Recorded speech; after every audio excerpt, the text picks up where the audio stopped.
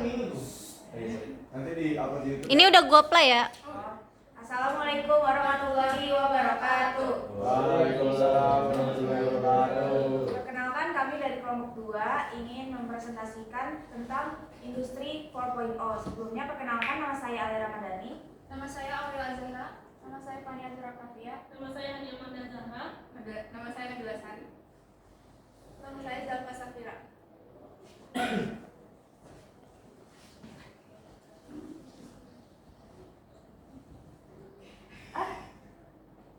Di sini ada 7 materi. Yang pertama ada definisi industri 4.0, yang kedua sejarah industri 4.0, yang ketiga ada teknologi industri 4.0, keempat fungsi teknologi industri 4.0, yang kelima manfaat industri 4.0, yang keenam contoh penerapan industri 4.0, dan yang terakhir tantangan dan peluang. Dan yang pertama akan dibacakan oleh Fania. Jadi yang pertama itu ada definisi revolusi 4.0. Apa sih revolusi 4.0 itu? Jadi revolusi industri 4.0 ini ialah sebuah istilah yang merujuk pada transformasi besar-besaran dalam dunia industri yang dipicu oleh integrasi teknologi digital yang canggih dalam proses produksi dan manufaktur. Lalu sini ada sejarah singkat tentang revolusi industri 4.0. Jadi istilah industri 4.0 ini pertama kali diperkenalkan pada Hannover Fair di Jerman pada tahun 2011. Konsep ini digagas oleh pemerintah Jerman untuk mendorong informasi industri manufaktur dalam memanfaatkan teknologi digital. Jadi revolusi industri 4.0 itu perkembangan dari industri 3.0. Jadi kalau yang industri 3.0 ini berfokus pada otomatisasi produksi menggunakan komputer dan robot. Jadi mesin-mesin ini bekerja secara otomatis, namun belum ada jejaring antar perangkat secara luas. Nah, kalau misalkan industri 4.0 ini itu udah lebih lanjut dari otomatisasi. Jadi kalau industri 4.0 itu lebih menuju ke interkoneksi, di mana semua perangkat dan sistem di dalam perusahaan itu sudah terhubung satu sama lain. Nah, salah satu contoh peristiwa revolusi industri 4.0 ini adalah internet. Nah, kalau contoh langsungnya di industri itu misalkan dengan mengintegrasikan sistem ERP dan juga CRM. Nah, dengan sistem ini perusahaan dapat pandangan yang lebih lengkap tentang pelanggaran operasi bisnisnya secara real time. Lalu selanjutnya ada teknologi industri 4.0. Yang pertama ada sensor pintar. Itu adalah perangkat yang mengumpulkan data dari lingkungan sekitarnya dan mampu mentransfer informasi tersebut secara real time ke sistem manajemen yang memiliki manfaat. Contohnya seperti perusahaan dapat mengoptimalkan efisiensi, mencegah kerusakan mesin, meningkatkan kualitas produk, dan merespon perubahan pasar dengan lebih cepat. Lalu yang kedua ada cloud computing, yaitu untuk menyediakan infrastruktur yang fleksibel dan scalable untuk menyimpan, mengelola, dan mengakses data industri secara efisien.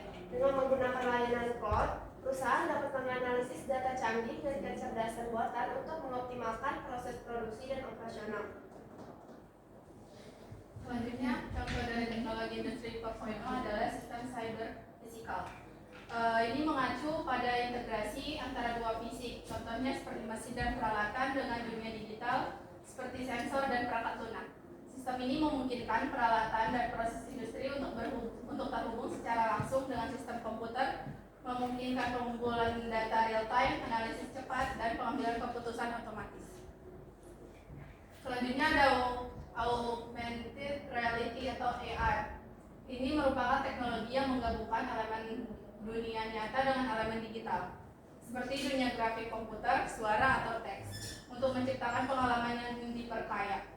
Dalam konteks industri 4.0 ini, AR digunakan untuk meningkatkan efisiensi, produktivitas, dan keamanan di lingkungan industri. Selanjutnya itu ada revolusi 4.0 itu ditandai oleh beberapa fitur utama. Yang pertama itu ada interkoneksi digital. Jadi interkoneksi digital yaitu peralatan, mesin, dan sistem produksi terhubung satu sama lain melalui internet dan jaringan digital lainnya. Hal ini memungkinkan aliran informasi yang cepat dan lancar antara berbagai komponen dalam rantai produksi. Yang kedua itu ada kecerdasan buatan atau AI. Jadi kecerdasan buatan atau AI ini digunakan untuk menganalisis data besar dan memprediksi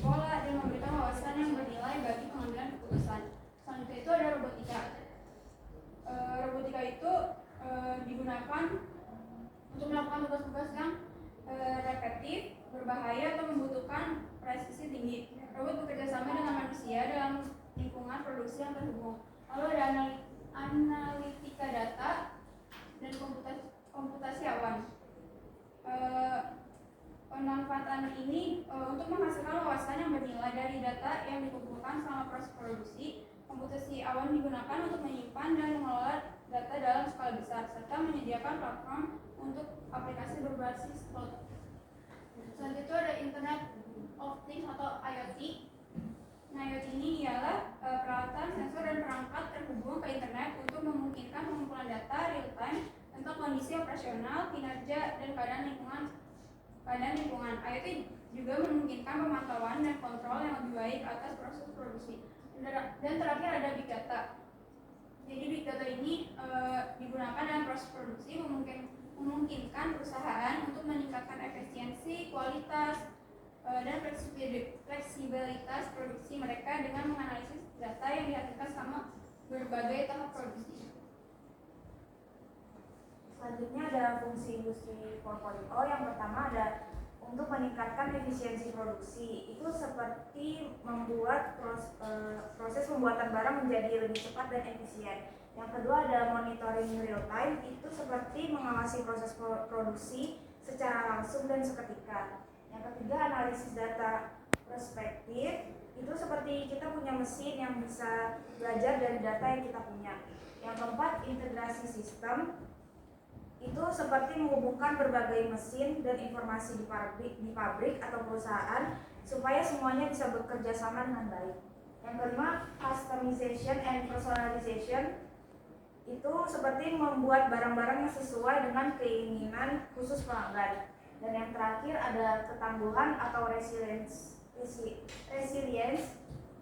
Itu membuat sistem produksi agar kuat dan bisa berubah sesuai keadaan. Selanjutnya ada manfaat industri 4.0. Yang pertama yaitu optimasi rantai pasok. Jadi apabila suatu perusahaan menggunakan industri 4.0, itu memungkinkan perusahaan untuk memantau dan mengelola rantai pasok mereka dengan secara lebih efektif. Dengan data yang real time tentang persediaan dan permintaan, perusahaan dapat merencanakan produksi dan distribusi dengan lebih akurat. Yang kedua yaitu peningkatan kualitas produk. Peningkatan kualitas produk ini itu seperti sistem yang memantau yang terhubung secara digital memungkinkan perusahaan untuk mendeteksi cacat atau masalah kualitas dengan lebih cepat. Selanjutnya peningkatan kepuasan pelanggan.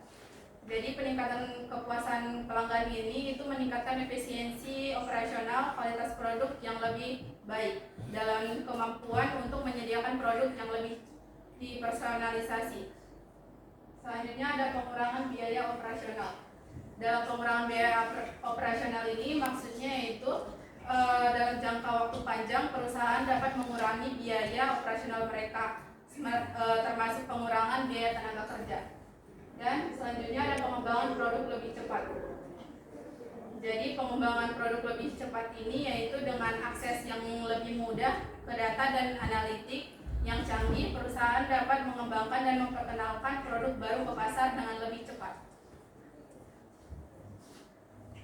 Lalu selanjutnya ada tantangan dan peluang. Yang pertama ada tantangan. Di tantangan itu contohnya ada adaptasi teknologi, lalu ada keamanan data, lalu ada restrukturisasi tenaga kerja dan kesenjangan digital. Nah, keempat hal ini biasanya dialami perusahaan ketika mereka mau bertransformasi ke industri 4.0. Lalu 4.0. Lalu ya kedua ada peluang. Peluangnya itu seperti efisiensi produksi, inovasi produk, konektivitas global dan peningkatan layanan. Berikutnya ada penerapan industri 4.0. Yang pertama itu di bidang manufaktur, ada otomatisasi pabrik. Nah, ini itu jadi pabrik-pabrik itu menggunakan robot, jadi berbasis robotika, sehingga dapat meningkatkan efisiensi dalam proses produksi. Robot ini juga diprogram untuk melakukan tugas-tugas seperti pengelasan, perakitan, pemrosesan. Nah, karena berbasis robotika, jadi perusahaan dapat mengurangi biaya waktu produksi dan juga biaya tenaga kerja. Yang kedua itu ada smart production. Smart production ini itu aplikasi berbasis digital platform. Jadi mengintegrasikan berbagai data dan informasi yang ada di proses produksi, sehingga dapat meningkatkan operasi pabrik melalui beberapa aplikasi yang dibangun secara in-house. Smart production ini sudah diterapkan oleh salah satu perusahaan, yaitu perusahaan PT Pupuk Kaltim. Lalu yang berikutnya penerapan industri 4.0 di bidang logistik. Contoh yang pertama itu pemantauan real time. Pemantauan real time ini berbasis IoT, jadi memungkinkan customer melakukan pemantauan atau pergerakan barang dari penjual ke konsumen, atau disebut juga tracking. Di tracking ini konsumen dapat mengetahui informasi tentang lokasi, kondisi, dan status pengiriman. Contohnya itu sudah diterapkan oleh Gosen. Jadi di sini customer bisa melihat paketnya sudah sampai di mana dan ada detail jam dan lokasi, dan juga dapat dilihat juga kecepatan pengemudinya itu berapa. Lalu yang berikutnya ada automated warehouse. Jadi ini tuh berbasis robotika. Jadi di gudangnya itu menggunakan robot seperti mesin pengambilan barang. Ini tuh karena berbasis robot, jadi dapat meningkatkan efisiensi dan akurasi proses penyimpanan dan pengambilan barang. Sistem otomatisasi ini juga dapat diintegrasikan dengan sistem manajemen gudang atau TMS agar dapat mengoptimalkan alokasi stok dan pemenuhan pesanan.